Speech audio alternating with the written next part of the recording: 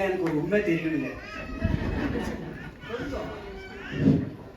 அவர் படிப்புங்கிறாரா கல்விங்கிறாரா? படிப்பு எது, கல்வி எது? கேள்வி நம்மளே கேட்டீங்களா?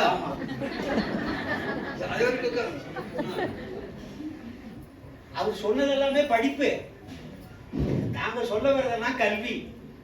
சுவாமிஜி காலையில் ரொம்ப அழகா சொன்னாரு. ஒரு கிளாஸ்ல படிச்சு முடிச்ச உடனே அந்த புக்கு என்ன பண்றோம்னு கொஞ்ச நாளைக்கு முன்னாடி டிவில நீங்க எல்லாம் பார்த்துருப்பீங்க. +2 முடிச்சுட்டு வந்த பசங்க புக்கை கிழிச்சு போட்டு தூக்கி வீசிட்டு போனாங்க. பார்த்துருக்கீங்களா? சரிங்களா? அப்படின்னு என்ன அர்த்தம்? படிக்கிறதுல பிரயோஜனமே இல்லைன்னு அர்த்தம். என் பக்கத்து வீட்டுல ஒரு பையன் ஒரு நாள் ஓடி வந்தா, ஐயா ஃபீஸ் போயிடுச்சு, கொஞ்சம் ஃபீஸ் போடுங்க அப்படின்னா. ஃபீஸ் போயிடுச்சு எங்க வீட்டுல, ஃபீஸ் போடுங்க அப்படின்னா. சரி, இது எனக்கு கொஞ்சம் எல்லாம் தெரியும். இந்த டெஸ்ட்டை வச்சுட்டு டெஸ்ட் பண்ணிட்டு போட்டு வந்துட்டேன். வந்தவன் சும்மா இருக்க கூடாதா? நீ என்ன படிக்கிறேன்னா? ஐயா பிஇ படிக்கிறேன்னா. என்ன கோர்ஸ்? என்ன? Electrical engineering. அவன் வீட்டுக்கு ஃபீஸ் போட தெரியல. இது போகிட்ட ஒரு நாள் குன்னூர்ல அவன் இன்னொரு பையன் பாதையில் நின்னா. அவன் பைக் ரிப்பேர் ஆகி நிற்குது. அவன் இன்ஜினியரிங் காலேஜ் படிக்கிறான்னு எனக்கு தெரியும். எந்த கோர்ஸ்ன்னு தெரியல. கேட்டேன், ஆட்டோமொபைல் இன்ஜினியரிங். ஆனா அவன் பைக்கை அதுக்கு ரிப்பேர் பண்ண தெரியல. இந்த மாதிரி தமிழ்நாட்டுல 8 லட்சம் இன்ஜினியரிங் கிராஜுவேட்ஸ் வெறும் அட்டையை வச்சு சுத்திட்டு இருக்காங்க. சொன்ன மாதிரி படிச்சோம்னா அப்படித்தான் இருக்கும். புரியுதுங்களா? இந்த படிப்பு நாங்க சொல்லல. காலையில திருக்குறளுக்கு பரிசு வாங்கினாங்க இல்லையா, பிள்ளைங்கெல்லாம் பரிசு வாங்கின ரொம்ப மகிழ்ச்சியா இருந்துச்சு. என்னைய டெல்லியிலிருந்து ஒரு கல்வியாளர் வந்து ஒரு கேள்வி கேட்டாரு. திருக்குறள் இயற்றி எவ்வளவு நாள் ஆச்சு அப்படின்னாரு. 2000 வருஷம் ஆச்சுங்க. 2000 வருஷத்துல ஒவ்வொரு தமிழனும் ஒரு திருக்குறள் படி நடந்திருந்தா தமிழ்நாடு உலகத்திற்கே வழிகாட்டி இருக்குமே அப்படின்னு சொன்னாரு. திருக்குறள் படிச்சு மனப்பாடம் பண்ணி பிரைஸ் எல்லாம் வாங்குறோம். ஆனா சுவாமிஜி காலையில் சொன்ன மாதிரி மனப்பாட பகுதியில 2 மார்க்கும் வாங்கிடுறோம். ஆனா ஒரு திருக்குறள் பற்றி நடக்கிறோமா அப்படின்னா நடக்கல. ஒரு புது கவிஞன் ரொம்ப அழகாக சொன்னான், திருக்குறள் வாழ வேண்டும் என்பதற்காகவே நாங்கள் திருந்தாமல் இருக்கிறோம் சொன்னாங்க. திருக்குறள் வேலையில போயிருக்குல்ல, அதனால திருக்குறள் வாழ வேண்டும் என்பதற்காகவே நாங்கள் திருந்தாமல் இருக்கிறோம்னா ஆச்சுங்களா? அதனால படிப்பு, ஏட்டு படிப்பு இருக்கு. ஏட்டு படிப்புனால் என்ன வந்தது? அது ஏட்டு படிப்பு நமக்கு எதை தந்தது? என்ன தந்தது தெரியுங்களா? வீட்டுக்குள்ள fridge, mixie, grinder, car, bike, என்னெல்லாம் குப்பையெல்லாம் வேணுமோ அத்தனையும் வந்தது. ஆனால் அந்த பையன் கிட்ட ஒழுக்கம் வந்துச்சா? அப்புறம் என்ன கல்வி அது? வாழ்க்கையில முன்னேறணுங்கிறது இவங்க என்ன நினைக்கிறாங்கன்னா, வளர்ச்சிங்கிறது வசதி நினைச்சிட்டு இருக்காங்க. இப்ப எனக்கு ஒரு சின்ன வீடு இருந்தது. என் பையன் படிச்சுட்டு வந்து ஐடி ஃபீல்டு வேலை செஞ்சு ஒரு 4 பெட்ரூம் வச்சு பெரிய பில்டிங் கட்டிட்டான். எல்லாம் இருக்கு, வசதியா இருக்கு, வெஸ்டர்ன் டாய்லெட் அது இதெல்லாம் வச்சுட்டான். இது வளர்ச்சியா வசதியா? வசதி. இவங்க வளர்ச்சி நினைச்சிட்டு இருக்காங்க. புக்க படிச்சு பாஸ் பண்ணி டிகிரி வாங்கிட்டோம்னா சம்பளம் வாங்கிட்டு அது வளர்ச்சி நினைச்சிட்டு இருக்காங்க. வளர்ச்சி அல்ல, அது வசதி. வளர்ச்சி என்பது என்ன அப்படின்னா, ஆளும் வளரணும், அறிவும் வளரணும். அதுதான்டா வளர்ச்சி. ஒரு சின்ன பையன் ஒரு நாய்க்குட்டி வச்சிருந்தான், அது செத்து போச்சு. இவன் அழுதுட்டே இருக்கிறான். ஒரு 10-15 நாளா அழுதுட்டு இருக்கிறான். இவனுக்கு ஒண்ணுமே தெரியல, பேரண்ட்ஸ் ஒண்ணும் புரியல. சரி, ஒரு டாக்டர் கிட்ட கூட்டிட்டு போவோம் அப்படின்னு கூட்டிட்டு போனாங்க. கூட்டிட்டு போய் டாக்டர் கிட்ட சொன்னாங்க, டாக்டர் அவர் படிச்சவர் இல்ல, தொடராட்சி கட்சியை சேர்ந்தவர், நல்லா படிச்சவர். அவர் என்ன சொன்னார், தம்பி 4 நாளைக்கு முன்னாடி எங்க தாத்தாவும் செத்து போனாரு. நான் அழுததான், நான் இன்னைக்குமா அழுதுட்டு இருக்கேன். இல்லப்பா அப்படின்னாரு. அவன் கூலா சொன்னான், இப்ப தாத்தாவை குட்டியில இருந்து நீங்க வளர்த்தீங்களா டாக்டர்? டாக்டர் குட்டியில இருந்து வளர்த்தீங்களா? புரியுது என்ன சொல்ல வரேன்? அனுபவ கல்வி வேறீங்க. அந்த டாக்டருக்கு நாய் வளர்த்த அனுபவம் கிடையாது, அந்த பையனுக்கு இருந்திருக்கு. புரியுதா? ஆனாதான் அவன் கேட்டான். இவர் சொன்ன மாதிரிதான் 10 வயசுல யாரும் என்னமோ பண்ணாரு, 15 வயசுல என்னமோ பண்ணாரு, 21 வயசு வரைக்கும் சொல்லிட்டே வந்ததில்ல.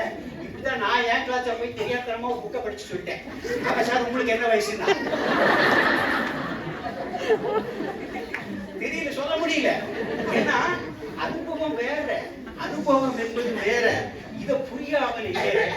அவன் படிக்கிறது தான் பெருசு சொல்லிருக்காங்க. படிச்சவன் பாட்டை கெடுத்தான், எழுதுனவன் ஏட்டுக்கு எடுத்தான். ஏட்டு சுரைக்காய் கறிக்கு உதவாது, கூட்டுக்கு உதவாது தெரியும், எல்லாருக்கும் தெரியும். ஆனாலும் படிச்சுட்டு இருக்கிறான்.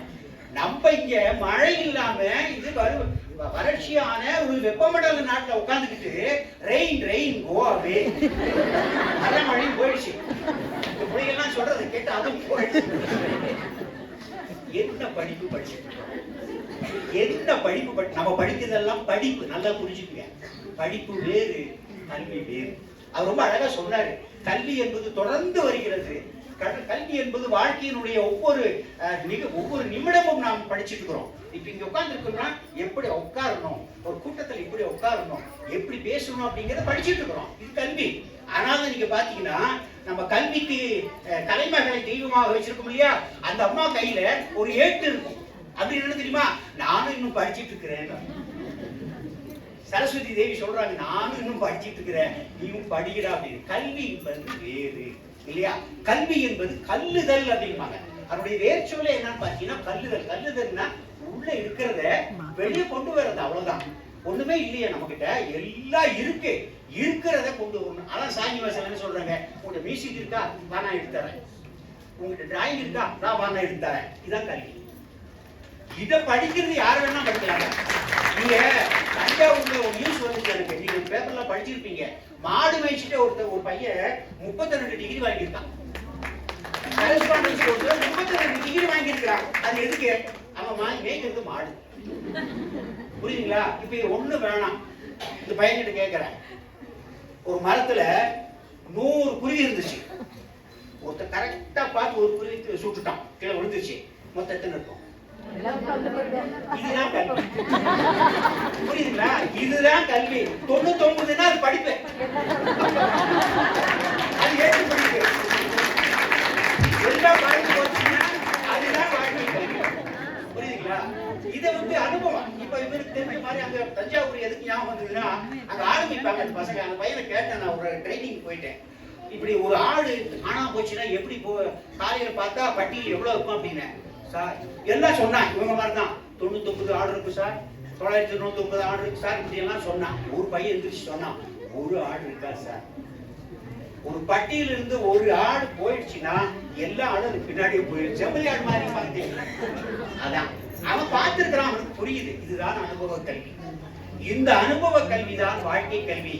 இந்த கல்வியை இந்த குழந்தைகளுக்கு கொடுக்காம நீங்க யூடியூப்ல சமைக்க கத்து கொடுத்தீங்கன்னா, என் பொண்ணு எனக்கு உப்புமா கத்து கொடுத்தா, உப்புமா சமைச்சு கொடுத்தா, உப்புமா உணர்ந்து வச்சா, எல்லாத்தையும் என்னடா கொலை என்னமா அப்படின்னு யூடியூப்ல அப்படிதான் சொன்னா. என்ன சொன்னா தெரியல, அடுப்ப பத்த வைன்னு அவன் சொல்லல,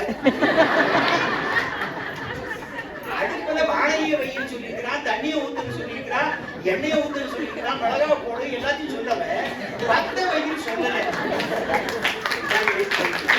ஆக வாழ்க்கையில் தனி மனிதனாக இருந்தாலும் ஒரு சமூகமாக இருந்தாலும் அந்த கல்வி என்பது வாழ்க்கை கல்வியாக இருக்க வேண்டும்.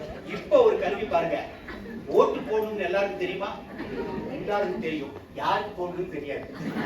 அது ஏற்ற கல்வி, இது வாழ்க்கை கல்வி. யார் நம்மை ஆள போகின்ற 5 ஆண்டுகளுக்கு ஆள போகின்றவரை யார் என்று யார் சிந்தித்து எனக்கான ஒருவர் இவர்தான் என்று முடிவு செய்கிறார்களோ அது வாழ்க்கை கல்வி. இல்ல எவனோ வர்றான், ஒரு காசை கொடுக்குறான், 500 ரூபாய் வாங்கி போட்டோம்னா அது ஏட்டு கல்வி. நன்றி, வணக்கம்.